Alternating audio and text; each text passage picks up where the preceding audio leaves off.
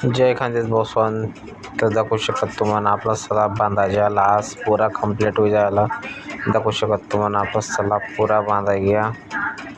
देखिए कसं काय आपला सलाब बांधेल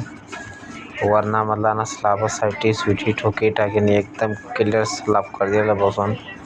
आपला सलाब बांधेल कशा वाटणार नक्की सांगताच कमेंटમાં आणि आपल्या व्हिडिओला लाईक सबस्क्राईब नक्की करजेत बसून आवड नजर तर